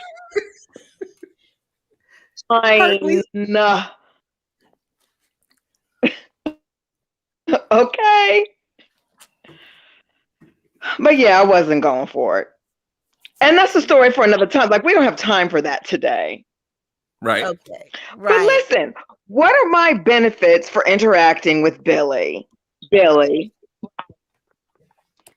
Your benefits for what are my benefits? The benefits are for a short amount of time or possibly a long amount of time. You're going to feel like, because most people who entertain a Billy long term, a lot of red flags are going to be missed. So you're going to think that you're in a state of euphoria for a long period of time until that time is up. So during that time, until you stop or until the intuition really kicks in, you're going to feel amazing. He's going to give you everything you want. And sometimes he don't have to give you everything you want because you're going to settle for less because you just want him to be there. I hope that answered your question, Adrian. I mean, I hear you, Billy, Derrick, Billy. I don't know who I'm talking to right now. Yeah. I hear you, but like, I don't see that working for me. Like, I tend to be that overthinking, critical thinking type of chick, which is why Black Hercules / Lucifer couldn't get me. Right, and so you're not the but prey he was we're talking trying. about. There's no benefits to someone like you because you're leading with your logical brain. So there is no benefit for you, but for a person who's leading with their emotions, it feels like a benefit because your emotions are getting fed. Okay. This is why I love Tucker now, in the comments. This is why Love Tucker always says, I don't even know what that feels like because Love Tucker leads with her logical brain like 10 million times. People like this, they're hard to get through to because they're thinking, they're watching, they're looking at what you're doing. It doesn't make sense. And then they're willing to detach. Wow. But Adrian, thank you for your question. Well, we have a lot of people in the waiting room, but I want you to stay on. Okay, I'll wait. Okay, cool. Okay, hold on. Let's get AL in this stream. AL, hello. Hello, how are you? Thank you. Wow, thank you for calling in. What's your question, sis? Do you want to talk to Billy or Derrick? Let me speak to Derrick. Cool, let's go. Thank you, Derrick, for sharing this information and helping us have healthier relationships. I definitely appreciate it, and I get exactly what you're saying. And thank you also for allowing the platform to take place as well. I want to make sure our host for Black girls getting their shift together. I appreciate all your discussions. My question for you is the Billy scenario that you're giving. Would you say that it is more common among African-American males or common among any male, or do you find it more particular within men who look like you? When I say that, I'm talking about physical color-wise. Yeah, I would say I don't necessarily know if it's regulated to a color because the origin of it comes from trauma, right? So depending on what type of trauma that person has, it can come from anywhere. Now, if you are a believer that Black people experience more trauma from parents or whatever, then yes, that would be true, right? Because we know that there's a lot of traumas that we experience that no one else does. But I can't say exclusively that it's more Black than any other color. A lot of the stuff looks probably more egregious because a lot of the stuff is seen that may not be seen in other races, but I think it happens everywhere. But like I said, we do experience some things, whether it's familial or whether in relationships. You know, we always talk about this male-female war and black women and black women and all Black men and women and all this other stuff. So there may be some truth to that. I just don't have the statistics on that. But the place where it comes from, I've been hurt by someone, that doesn't really have a color. Okay. I can. The need for validation and ego stroking and all of that, that's a man thing. That's not a Black man thing. Okay. I can get that. I'm just thinking they're definitely just from dating and I get exactly what you're saying. I think there are some cultural issues that are different among each group when you get into relationships. And I do hear the scenarios you're giving and everything. And I'm an African American female. And I've dated mainly African American males. Right. And I'm just feeling like some of the scenarios fit more into certain groups because of trauma issues and baggage. It's just different experiences in different groups. So I was curious. You're absolutely right. You're absolutely right. But the end result looks the same. Yeah, that's true. Hurt is hurt. It's hurt. It's hurt. But the baggage is different. The baggage is different. So I'm saying, but the baggage and the issues that are brought to the table are different depending on the group, depending on the type of trauma and experiences. And I do think, especially among our group, we've suffered so much trauma, especially the males. You see it being brought out in relationships they have with females that look like myself, where we get the label of, like I was saying earlier, crazy and everything else. Yeah. And that's why they venture out so much. But I'm just saying, and we have some of us venturing out, but a lot of us venturing out because we don't deal with those same Billy scenarios all the time. Groups. And even a larger topic is mental health in the Black community and the stigmas and all of these kind of things. And then even more so, women and men go through this, but even more so Black males dealing with that and dealing with just being a man who is taught to not show emotion and vulnerability. Absolutely. And then we have to now navigate that in a way that a lot of times looks dysfunctional, that may even create a Billy just because of the inability to manage the emotions. I get that. So I guess the question for myself and other women is, do we even want to deal with that? But I do appreciate. You're talking about as a woman, like just do you want to deal with that Billy syndrome for a grown adult who could be? I would say a lot of. I would say 35 and up. If you see someone with that Billy syndrome and you can empathize by being like, you know what, they have other issues, other traumas and other things. But the question becomes, do you even want to, or should you even deal with that? In a perfect world, the answer is no. But then that requires you to be in a space where you're not traumatized before you meet him. Okay. Absolutely. Billy's going to look for the traumatized. Billy's going to look for the broken. They're not going to look for someone like you. You're not the target. May I add something to this? The higher the more I've worked on my own self-development, and I know my vibration level is increasing, and I'm constantly working. Those Billies from my past, I see them now. I'll meet them. They have nothing for, or I have nothing for them. Yep. So once you elevate to that point, it's literally like you got a whole nother pair of glasses on. It's like, I would have felt for that about 10 years ago, but now ain't no way. I see you coming now. And you actually develop almost like an invisible force field. They don't want nothing with a higher vibrating person, male or female. Yep. Yeah. Okay. Well, thank you. I have a question for you. Because I see you join the comments in my lives. If you don't mind, where are you located? What state? I'm located in Georgia, but I'm originally from Brooklyn, New York. Oh, y'all gonna get along well. Why do you say that, Derrick? Or is Billy? She's in Georgia and she's from New York.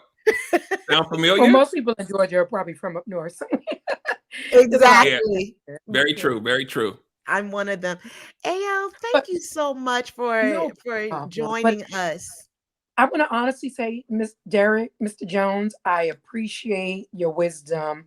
It is enlightening. It's refreshing. It's nice to hear it from a male perspective and to get it, because a lot of us don't have the skills and abilities to date in a healthy manner.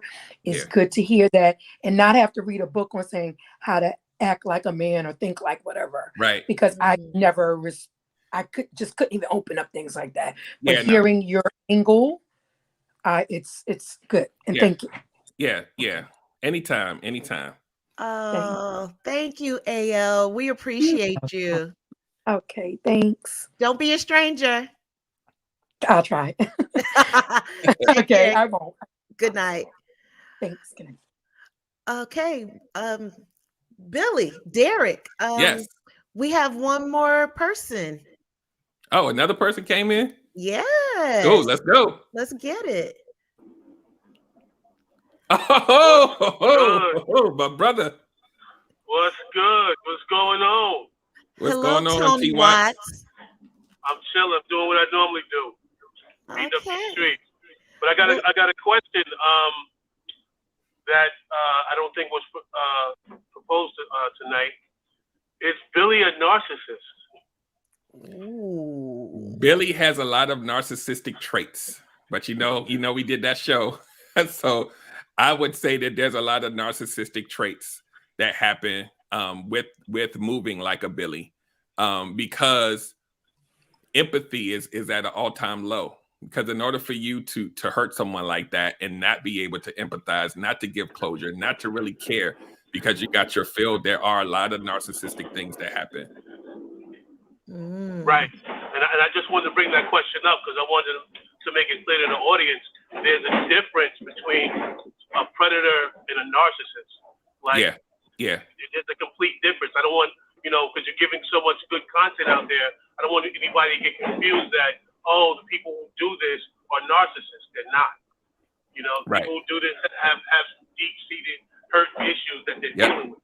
So I just want to make sure that those two things were explained. But you guys are doing a wonderful job. I love both of you. Keep up the good work, and you guys are making some healing some hearts and making this dating game a little bit easy, I think. Yeah, we all doing it, brother, you included. So appreciate you for coming in. All right, man. I'll talk to you guys later. All right. Thank you, Tony. Have a good evening. You too. So I see a question at the bottom from AL, but I'm gonna let you get to it because I'm not the host. All right. AL wanted to know, what is the difference between a narc and Billy? So here's the thing, right? There are some things that are interchangeable. That's why for some it would be hard to distinguish between the two, but the difference is the motivations. Now, disclaimer, I am not a therapist or a counselor or a mental health professional. So I'm just telling you my opinion and my experience, because I don't want nobody to be like, well, Derrick said it and no, I'm not. So the difference is the motivations, right? Because on the one hand, a Billy, to Tony Watts' point, could be someone that has some deep-seated things that are going on with them. And this is an expression of them trying to placate or pacify those things or those traumas or those childhood traumas or the relationship hurt. A narc really has a different intention. That narc is the narc is feeding a very and this is kind of where the language starts to sound a little bit, but like as we know, a narcissist is something that is diagnosable by a professional. Absolutely. So we have to be careful with using the word, but the motivations behind it, without having a full definition, is they're really doing it as a disorder, like it's something that like I said is diagnosable. They are doing things to serve a part of them. Empathy is low. Now the language is starting to sound a little bit the same, but it's really like a dysfunction. Like a narcissist will cater to these things by any means necessary because it's something that they have to do. Billy can detach at any time because it doesn't come from the same place. A narcissist has to have that level of control. Billy doesn't. Billy can keep it moving if he need to. A narcissist has to. They're tuned in and they're attached to whatever that thing, that narcissistic supply. If they're getting that from you, cool. Billy, tomorrow you could be like, I don't like it, and Billy can be like, cool, I'm out. A narcissist can't do that. He's going to have to gaslight the hell out of you to try to keep it going. Right. AL, I hope that answered your question, sis. That's actually a very good explanation.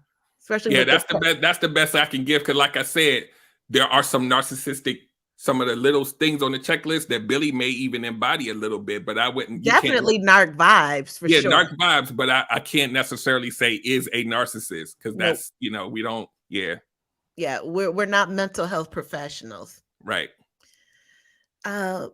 Someone just texted me while we were talking. They wanted to know, I have to look for it. Where is it? he introduced me to his parents early on. Is that considered love bombing? Depends on how early, right? Well, it sounded like it was early. I'm thinking now that they've listened. I wouldn't necessarily call it love bombing. So here's the thing, right? This is just general dating advice. If it feels uncomfortable to you, then you gotta keep an eye open for the behavior that comes along with that, right? Because there could be someone who genuinely is into you, and they're so into you that they're accelerating the pace and they're introducing you to their parents early because they really feeling you like that. Again, someone who's moving at a pace that you're uncomfortable with, that should elicit a conversation. Do not keep that in because it goes at a pace so far that you're going to probably feel like you can't back out of it.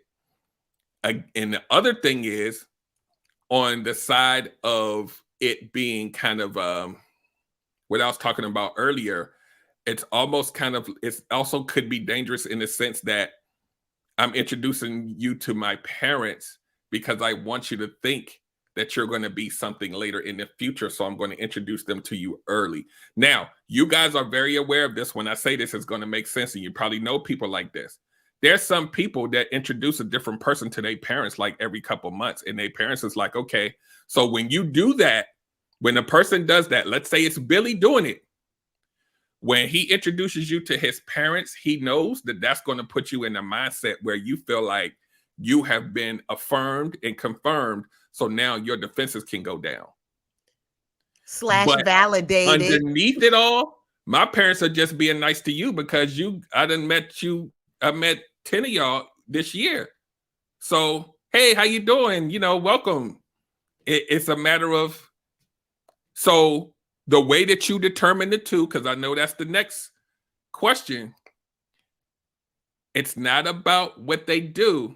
It's about what you see, how it feels, and if it's uncomfortable, you either address it or you bounce.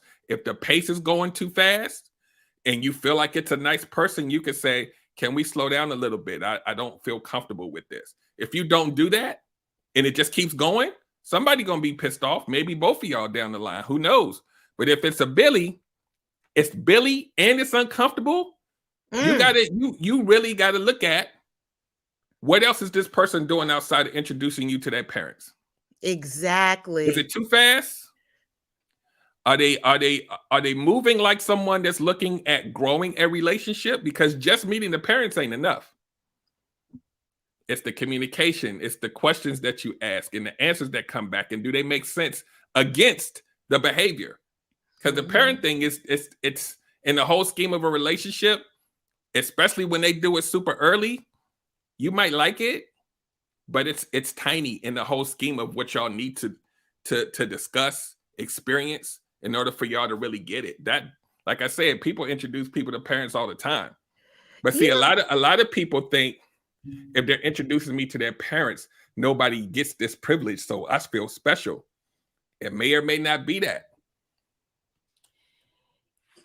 Sometimes I think as parents or family members as codependents, because they know what he's doing. Yeah. And they just, oh, story time. Let me tell you real quick before we get off. This was a long time ago. I'm going to tell this story because I know this person does not listen to my podcast. So we're in, we'll say, California for Thanksgiving. So my boyfriend at the time, we got there about, on a Wednesday night, we saw Susie. Then Friday night, because his brother brought Susie in. Then the next night, his brother brought Barbara in. Yep.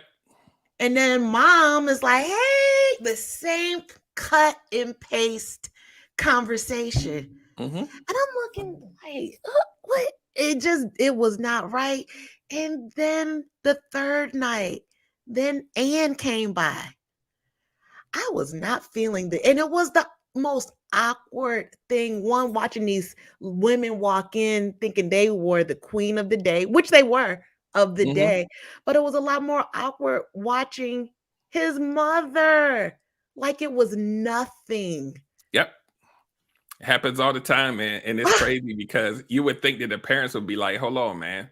But they so used to it that it's nothing. And they're gonna treat you just like you it that day. Like they're gonna be like, oh my God, it's so nice to meet you. We've heard about you. It's gonna be all of that. But you want to hear the twist of the story?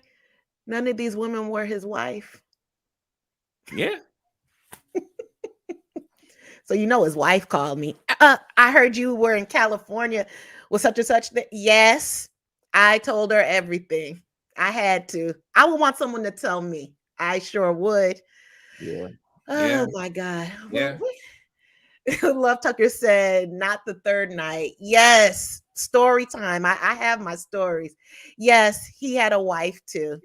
And he found out that I told, but I didn't care. Love.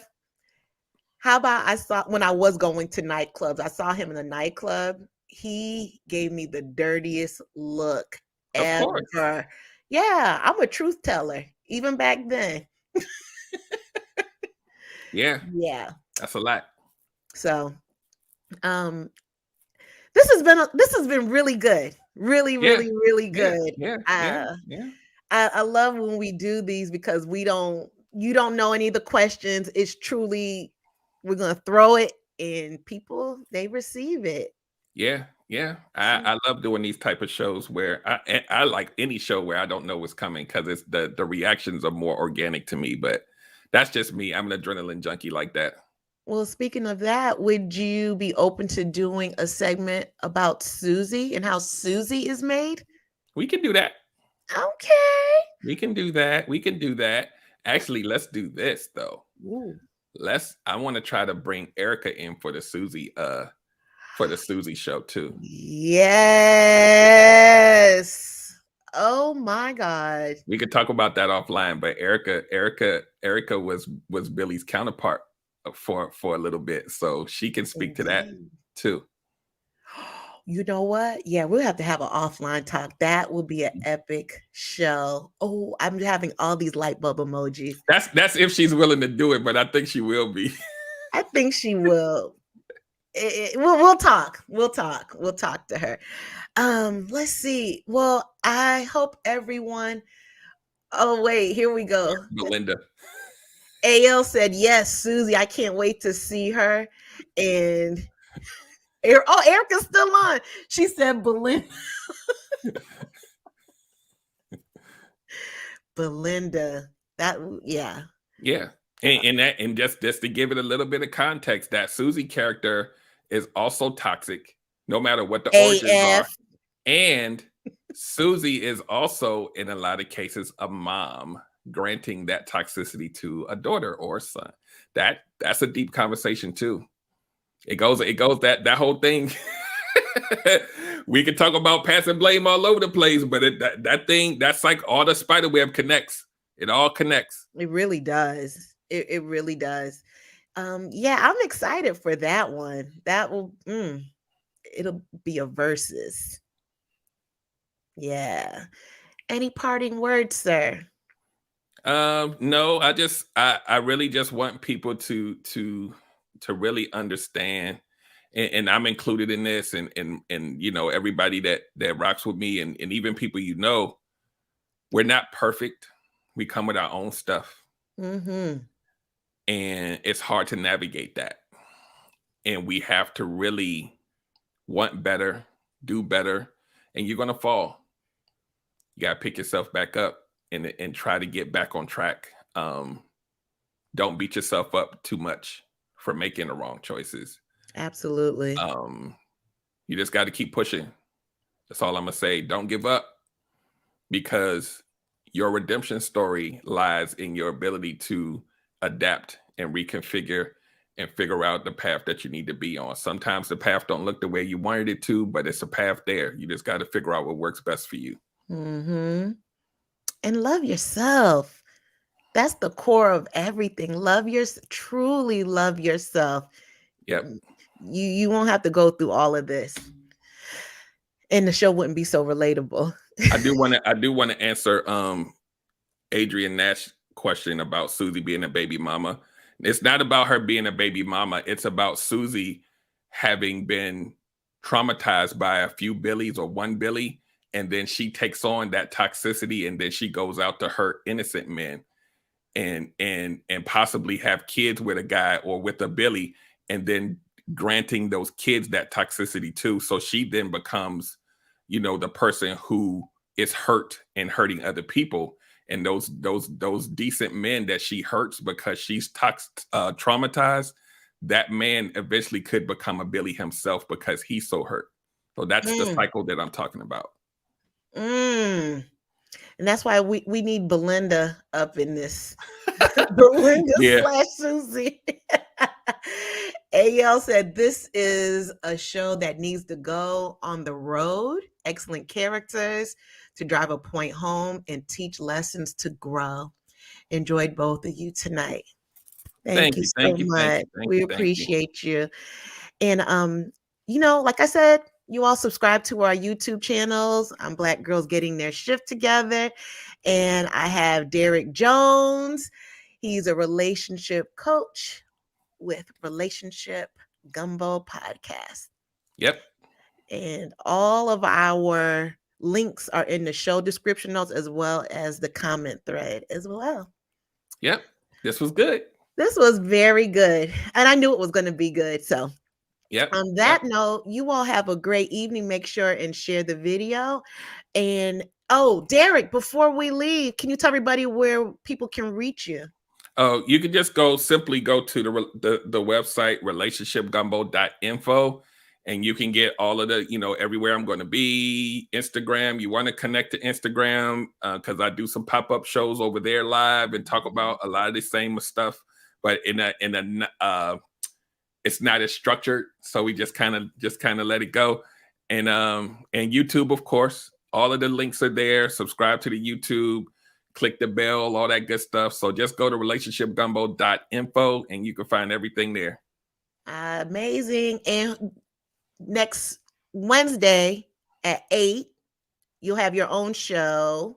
Do you know your guest yet, or do you still produce? I ain't no guest. It's just me. I'm gonna figure out something. A lot of times, certain shows I don't have a topic scheduled in advance because a lot of times, somehow you can call it divine intervention. These things come to me and then when the show happens, people are going to be like, oh my God, because it's something that I feel like somebody needs to hear or people need to hear, and it'll come to me. And it's just like this thing. That's why Tashira is always talking about every show triggers me because I be trying to find stuff that's a little off the norm so that people can really say like I see myself in that. This is somewhere that I need to work on or whatever. So I'll figure that out probably within the next day or two, but it's going to be something good. My solo shows are always amazing. They really are. I also have to watch on the replay because you and I stream at the same time. Right. But, it's something good to sneak and listen to while I'm at work.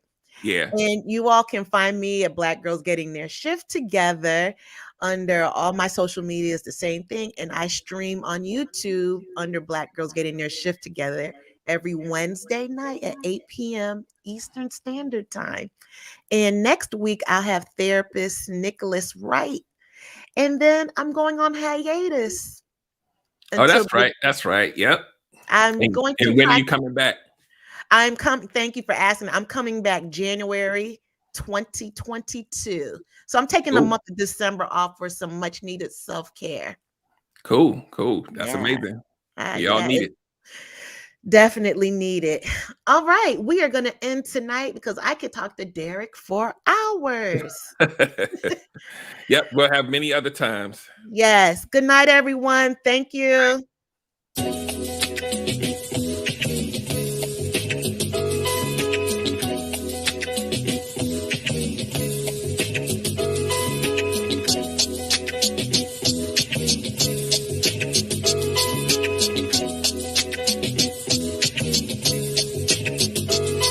For the queen, sisters manifesting their dreams. Get your cream by any means and beam with self-esteem.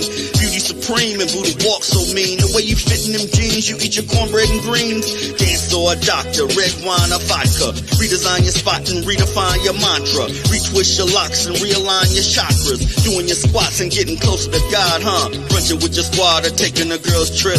Adjust your crown, you God's gift to the world, sis. Celestial body, drink your water. Meditate, sun kiss got his heavenly order. Levitate, tribe of Ashanti. Black girl magic, melanin popping. Whether you ratchet or lavish, whether you bougie or savage, you a gift and a treasure. You got to love a black girl getting a shift together. Black girls are getting a shift together. These black girls getting a shift together, man. These black girls are getting a shift together. These black girls getting a shift together, dog.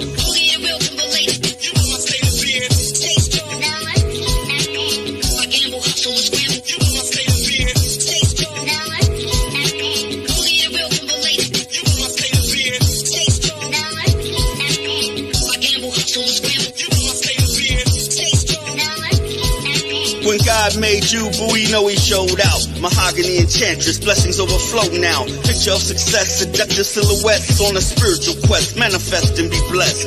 Mother, sister, auntie, tribe of Ashanti. Rocking your locks, I got a close crop blondie. The curse and the gift, uplift, apply pressure. Nothing like a black girl getting a shift together. Nothing like a black girl getting a shift together. Nothing like a black girl getting a shift together. Black girls are getting a shift together.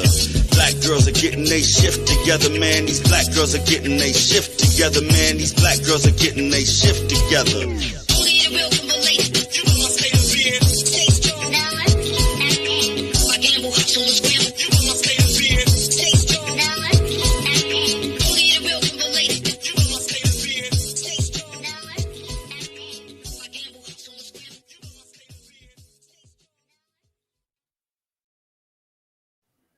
Okay.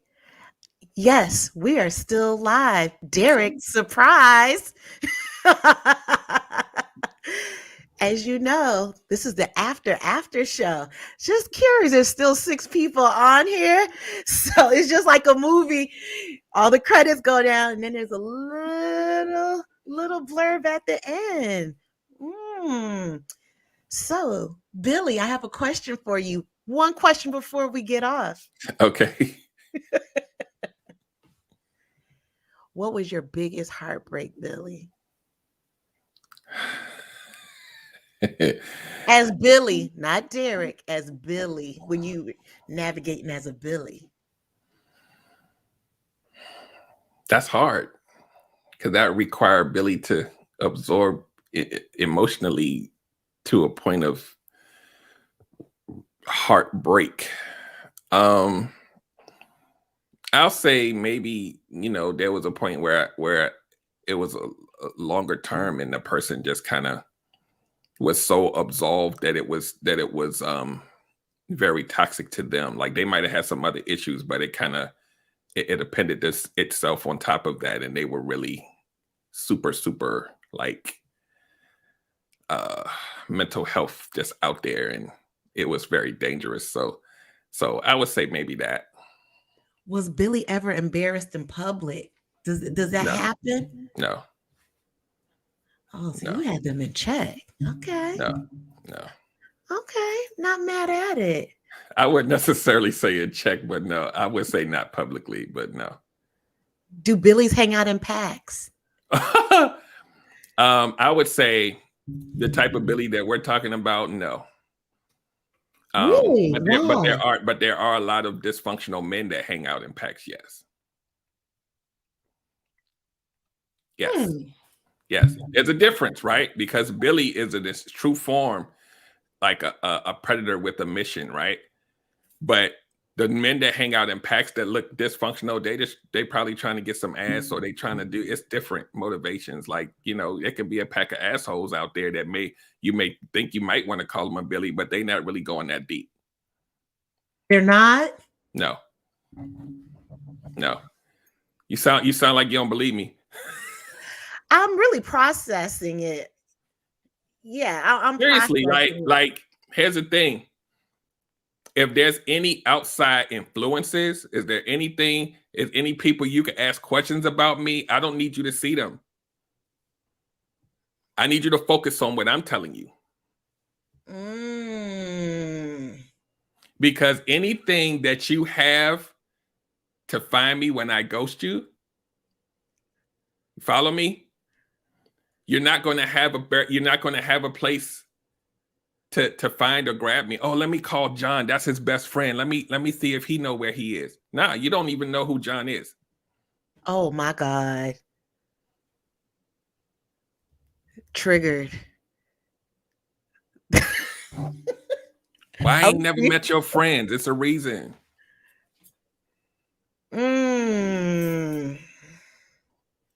Do Billies talk when there are Billies together, even if it's two?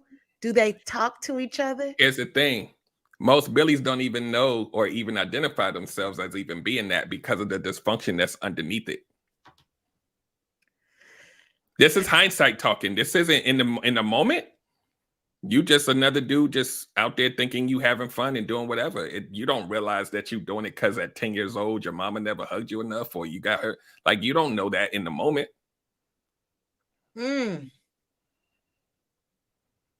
Does Billy cry alone? No. So he's just shut all his feelings off. No. You gotta think about it. When Billy is going out for his selfish reasons, once he gets whatever that is that he's looking for, and he's on that high, why cry? And if you separate from a person and you replace it with another person, where's the tears coming from? You still getting what you want. Ooh. Because that crying means that I have made myself vulnerable enough to attach to you that deep. That's where the tears come from. But they must be suppressed, though. Okay. How many men you know are trained to suppress emotions? I'll wait. Most of us? Yes. Okay, so it's not difficult. We already know how to do that. Now, that doesn't mean that there's not a place down below that may feel that way, but it's not going to be like, oh, I'm at home crying because I ghosted her. No, that's not how this works. Do Billies change after they have children? They don't have to. Sometimes they do, sometimes they don't. Depends on how deep that pain is. What do you mean, how deep the pain is? Remember, I told you where the motivations come from? Oh, well, yes. Yeah. If that's real deep, a kid's not going to change that. A kid can't change how dysfunctional your household was when you was a kid. You got to figure out how to fix that. Yeah. Something else. So until you combat and conquer those demons, it's not easy to just let it think it's going to disappear. It's almost kind of like how people stay in a relationship and they be like, you know, our relationship going to work because we got a kid. Nah. Oh, there you go. The dysfunction is still there. The kid can't change that. You may mask it for a little while, but it ain't going nowhere. Exactly. All right. Well, that was a quick after the show. Full of surprises over here. I enjoyed it. And for our next surprise, no, I'm joking. We're done. Yeah, I ain't ready for no more surprises. We're done. You have a good evening. All right, you too. Good night. Good night.